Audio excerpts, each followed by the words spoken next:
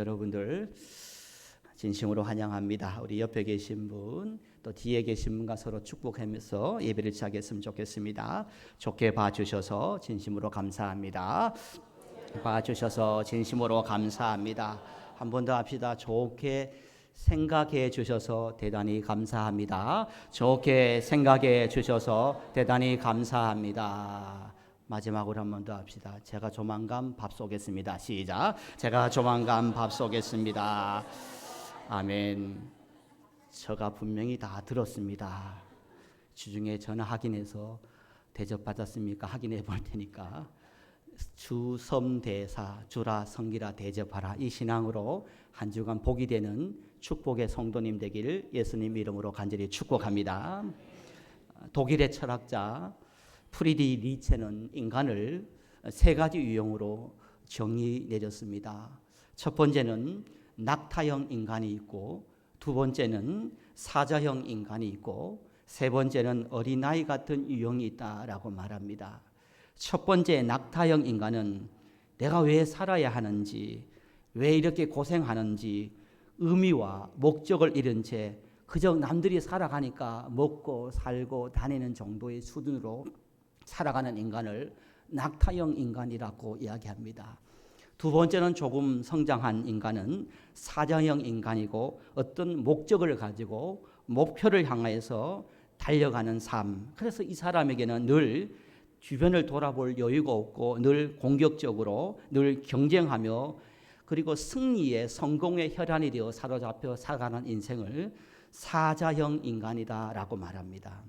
이 프리디 리처는요, 이 낙타형 인간, 사자형 인간은요, 어느 순간 어떤 일을 경험하게 되면 인생이 왜 이렇게 허무한가, 허무주의에 빠질 상당한 위험이 가지고 있는 그런 유형이 낙타형, 사자형 인간이라는 것입니다. 그러나 마지막에 유형은 어린아이 같은 유형이라고 말합니다. 이 어린아이 같은 유형은 니체는 이렇게 말합니다. 삶의 작은 부분에도 감격하고 삶의 작은 일에도 감탄하며 살아가는 삶이 어린아이 같은 유형이다라고 말합니다. 우리가 어린아이들을 보면요, 뭐가 그리 좋은지 낄낄거리고 하하거리고 호호하고 웃으며 살아가는 그런 모습을 봅니다. 그래서 우리 아이들을 보면 어떤 일이 있으면요, 우리는 잘 모르겠지만 오 감탄합니다. 헐 감탄합니다. 그리고 미친 그러면서 너무 좋다는 것을 와 미친 이렇게 자기가 너무 좋음을 감탄사를 쏟아냅니다. 요즘 신조어 여러분 들어보지 못했을 건데 헉스베리 그럽니다. 한 번도 못 들어보신 것 같은데요. 우리 아이들이 쓰는 최고의 감탄사입니다. 말을 잇지 못할 정도로 너무너무 기쁠 때 헉스베리라고 한다는 것입니다. 이들은 화성에서 왔는지 어디서 왔는지 이런 말을 쓴다는 것입니다. 어쩌든지 우리 아이들은요, 이렇게 자기 감정을, 어린 아이들은 슬프고 힘들고 여러 가지 감정을 아주 잘 표현하며 살아간다는 것입니다. 여러분, 후진국가요, 선진국의 차이, 또 행복한 가정과 불행한 가정의 차이가 뭐냐면요, 선진국 사람들은요, 행복한 인생은 주로 어떤 단어를 많이 쓰냐면 감탄사를 많이 쓴다는 것입니다. 그런데 후진국, 또 우리의 인생을 불행하게 살아가는 사람은 접속사, 전치사를 많이 쓴다는 것입니다. 외국 사람들은요, 선진국은 와우, 어메이징, 판타스틱, 원더풀, 와 이렇게 감격하는 감탄사를 많이 쓰는데, 불행한 인생은요, 후진국 사람 왜? 또 이렇게 그런 접속자 전치사를 많이 쓰면서 살아간다는 것이에요. 여러분, 마태복음 11장 17절을 보면요, 이 시대를 이렇게 표현하고 있습니다. 우리가 너희에게 피리를 불어도 너희는 춤을 추지 않았고 우리가 곡을 해도 너희는 울지 않았다라고 말합니다. 이 말은 한마디로 말하면 이 시대는 어떤 시대냐? 감격과 감탄이 없는 시대가 바로 이 시대라는 것입니다. 무슨 이야기를 들어도 무슨 일이 있어도 감격이 없습니다. 감탄이 없습니다. 웬만한 일 아니면 로또 한 번 두 번 맞아야 와우 할 정도로 감탄과 감사가 없는 시대를 이 시대라고 말합니다. 에릭 프롬이라는 사람은요, 행복한 삶, 의미 있는 삶을 살기 위해서는요, 이런 삶의 자세가 상당히 중요하다고 말합니다. 삶의 한순간 한순간에 집중하는 능력이 필요하다라는 것입니다. 삶의 한순간에, 찰나의 순간에, 삶의 작은 그 부분에 집중하는 것이 바로 우리 신앙, 우리 인생을 행복하게, 은혜롭게 만들어 간다라는 것입니다. 지나가다 꽃을 보고 철없이 감탄할 수 있는 능력이 필요하다는 것입니다. 스포츠 경기를 보면서 나와 상관없는 팀이 우승한다 할지라도 와우 하면서 환호를 지르면서 감탄하면서 감격할 수 있는 그런 감격, 감탄이 필요한 시대가 오늘 이 시대이다라는 것입니다. 제가요, 목회를 해보니까 교회 안에요, 나름대로 해탈하고 득도한 성도님들을 봅니다. 꽃은 꽃이요, 또 산은 산이요, 물은 물이지요 라는 그런 나름대로 신앙을 해탈한 성철 스님 같은 신앙인이 볼 수가 있습니다. 꽃을 보고 저런 나무를 보면 꽃은 꽃이고 나무는 나무지요 라고 하면서 어느 경지에 이른 그런 사람을 봅니다. 여러분, 우리는 어떻습니까? 꽃을 보고도 감격하고 감동하고 여러분 그렇게 기뻐할 수 있는 신앙, 여러분 우리의 그런 정서, 우리의 마음, 우리 감격, 감동이 우리 안에 남아 있느냐라는 것입니다. 고상함에 집착하지 않을 때 이런 유명한 말이 있습니다. 고상함에, 체면에, 점잖음에 집착하지 않을 때 우리의 삶은 감탄한 것들로, 감탄할 일로 넘쳐나게 된다라는 말이 있습니다. 내가 너무 체면치레하고 내가 너무 고상한 척하고 내가 너무 점잖은 척하면요, 우리의 삶의 감탄과 감격을 잃어버릴 수 있다는 것입니다. 그래서 우리가 때로는요, 고상함을, 점잠을 내려놓을 때 우리의 삶의 감탄이, 우리의 삶의 감격이 성한 그런 삶을 우리가 살아가게 된다라는 것입니다. 여러분, 가장 가까이 있는 사람에게 교회나 가정에서 자주 감탄하며 살아갈 수 있는 그런 신앙인이 되어야 됩니다. 여러분, 아내를 보면서, 남편을 보면서, 목회자를 보면서, 성도님들을 보면서 집에 돌아가서 저렇게 예쁜 아내가 나를 만나서 저렇게 고생하고 있구나. 아멘이 없습니다, 갑자기. 여러분, 그렇게 한번 감탄해 보시기를 바랍니다. 또 반대로 저렇게 훌륭한 남편이 나를 만나서 저렇게 고생하고 있구나. 여러분 감탄해 보시기를 바랍니다. 천국이 거기에 임할 줄 믿습니다. 여러분, 교회에서도 그렇습니다. 가정에서도 그렇습니다. 서로 부족하지만, 서로 실수하지만요, 왜 저럴까라는 생각이 들지만 그래도 좋게 봐주고 좋게 생각해주고 감탄할 때 하나님의 기적이, 하나님의 은혜가, 하나님의 역사가 임하는 은혜가 임할 줄 믿습니다. 심리학자들에 따르면요, 갓 태어난 아기가요 건강하게 자라는데 아주 중요한 필수적 요소가 있다고 합니다. 어떤 아이가 건강하게 장성을 하느냐, 연구를 해보니까 어릴 적에 부모님의 감탄의 소리를 들은 그 아이는 건강하게 정서적으로, 감정적으로 성장하고 살아간다는 것입니다.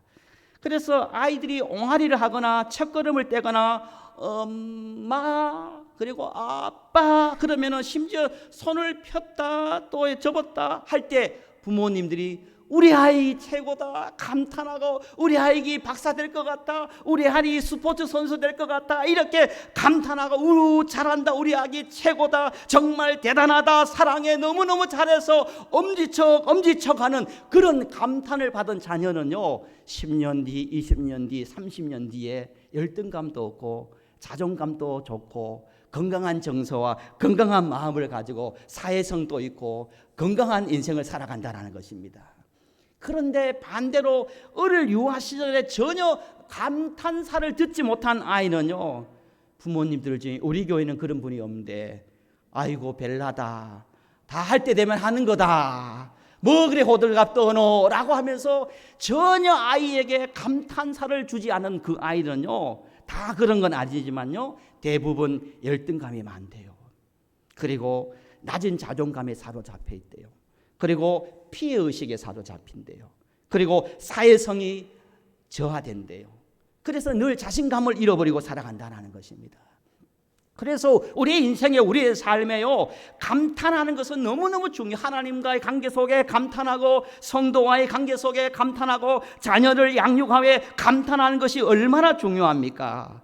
앞에 설명했지만 김창옥 교수님이 표현을 인용한다면요, 외국 부모와 한국 부모의 차이 중에 하나가 외국 부모님들은요 감탄사를 잘 쓴대요. 외국 부모님들은 아이들이 잘하고 또 좋은 실력을 발휘하면은 우리 아이들에게 정말 대단해라고 하면서 정말 멋지다라고, 또 실수하면 괜찮아, 사랑해, 문제없어, no problem 이렇게 위로하고 격려를 한다고 합니다. 그런데 한국 부모들은 어떻습니까? 아이들이 충분히 잘했는데도 불구하고 오면은 다음에는 10등 더 하지 않았지, 다음에 5등만 더 하지 않았지, 이제 얼마 안 남았다 1등 하지 않았지, 자꾸 목표를 제시한다는 것입니다. 그리고 무슨 실수를 하면 외국 부모님들은 no problem, 문제없어, 다친 데 없이 괜찮아. 그런데 한국 부모는 뭐라고 합니까? 방울뱀 소리 낸다잖아요. 이놈이. 아이의 그 정서와 감정과 기분을 확 눌러버리는 것입니다. 여러분 어떻습니까? 우리는 어떻게 신앙생활을 하고 있습니까?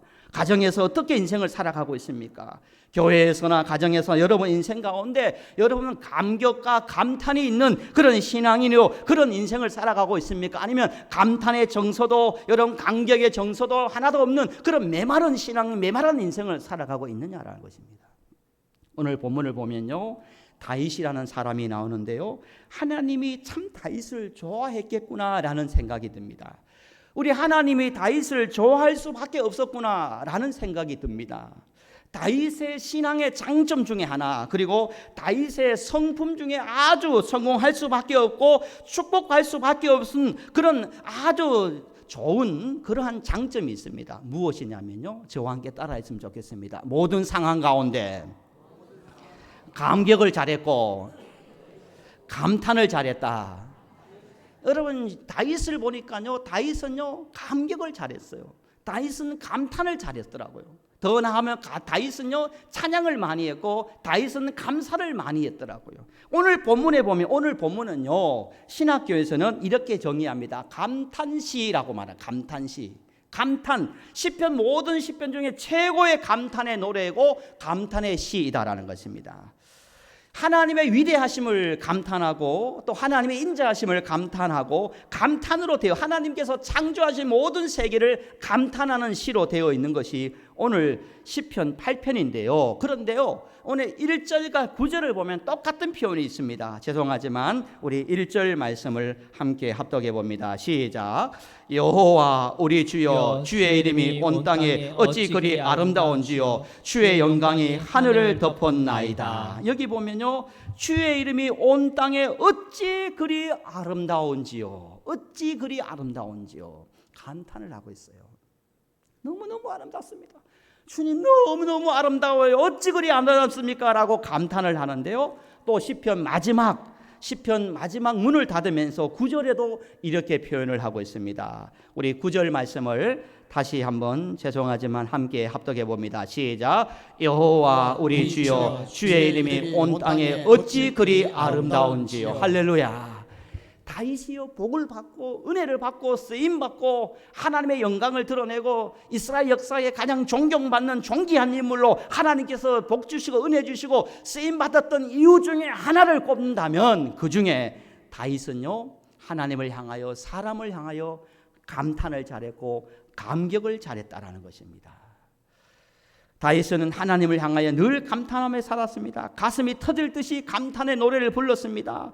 시편 31편 19절에 보면 인생 앞에 베푸신 은혜가 어찌 그리 큰지요, 시편 36편 7절에 보면 주의 장막이 어찌 그리 사랑스러운지요 라고 하면서 성경 여기저기 시편 여기저기에서 다윗은 끊임없이 어떤 상황 가운데서 빈들에 있다 할지라도, 골리앗 앞에 있다 할지라도, 쫓기는 도망자의 신세를 살아간다 할지라도, 모든 것을 잃어버리는 인생의 그러한 바닥을 치는 상황 가운데서도 하나님을 향하여 감사하고 찬양하고 하나님을 향하여 감탄하고 감격하는 그런 신앙의 삶을 살았다는 것입니다. 사랑하는 성도 여러분, 이번 한 주간 여러분 감탄의 감격의 신앙을 잃어버리지 않기를 주님 이름으로 간절히 축복합니다. 하나님의 위대하심을 감탄합시다. 하나님 나와 함께 하심을 감탄합시다. 앞으로 하나님의 하심을 응답하심을 하나님 앞에 감탄하는 저와 여러분이 되기를 주님 이름으로 간절히 축복합니다. 우리가 감탄할 때 하나님은 더 감격으로 우리에게 역사하시는 것입니다. 없고 부족한 가운데 감사하고 감격하고 감탄할 때 더 큰 감격과 감탄으로 우리에게 허락하시는 것입니다. 한 줄 말씀으로 오늘 말씀을 요약한다면요, 지금 우리에게 필요한 것은 기적이 아니라 감탄이다. 아멘입니까? 여러분, 작은 일에 지금 내가 숨을 쉬고 있음에, 여러분 오늘 내가 살아가며 있음에, 어제 죽었던 사람이 오늘 살고 싶은 그런 원했던 그 오늘을 선물 받은 우리가, 오늘을 선물 받은 우리가 여러분 감격하고 감탄할 때 하나님은 우리의 인생을 통해 더 놀라운 하나님의 은혜를 베풀어 주시는 것입니다. 여러분, 세상에 파송하면서요, 하나님께 감탄하고 더 나아가 우리 서로에게 감탄하는 천국 같은 교회, 우리 서로에게 감탄하는 천국 같은 가정이 되었으면 좋겠습니다. 우리 서로 축복했으면 좋겠습니다. 서로 감탄하며 살아갑시다. 서로 감탄하며 살아갑시다. 여러분, 아담이 그렇게 살았어요. 창세기 2장 23절에 보면 이는 내 뼈 중에 뼈요 내 살 중에 살이다 라고 자기 아내를 이렇게 감탄했다는 것입니다. 그 말을 들은 하와가 얼마나 행복했겠습니까? 나이 들어서 뱃살이 나올 수 있었을 것입니다. 또 얼굴에 주름이 있었을 것입니다. 그럼에도 불구하고 내 뼈 중에 뼈요 내 살 중에 살이다라고 감탄하며 살았다라는 것입니다. 여러분, 교회에서나 가정에 돌아가서 여러분 아내에게, 남편에게, 자녀에게, 또 부모님에게 여러분 오늘부터 그럼에도 불구하고 여러분 좋게 봐주고 좋게 생각해주고, 당신이 최고야, 당신이 멋져, 당신이 있기 때문에 나는 행복해, 당신이 기둥이야, 당신이 꽃이야, 전혀 그렇게 감탄하고 감격하시길 주님 이름으로 축복합니다. 그럴 때 여러분은 꽃 중에 꽃으로 대접을 받는 것입니다. 힘들고 어렵고 답답한 시대, 지금 우리에게 필요한 것은 감격, 그럼에도 불구하고 감탄하는 믿음으로 여러분 가정을, 교회를, 부서를 복되게 은혜롭게 만들어서 천국이 여기 있다 저기 있다가 여기 우리 곳에, 여기에 내 마음에 이곳에 있습니다 고백할 수 있는 여러분의 삶의 자리를 천국으로, 감탄의 능력으로, 감격의 능력으로 만들어가서 하나님의 영광 드러낼 수 있는 저와 여러분이 되어지기를 예수님의 이름으로 간절히 축복합니다. 아버지 하나님, 지금 우리에게 필요한 영적인 힘은, 능력은 아버지 하나님 기적이요 은혜가 아니라 하나님과 관계 속에 감탄, 감격이고, 또 우리 서로 간에 감격, 감탄, 좋게 봐주고 좋게 생각해주는 그 은혜가 우리에게 필요합니다.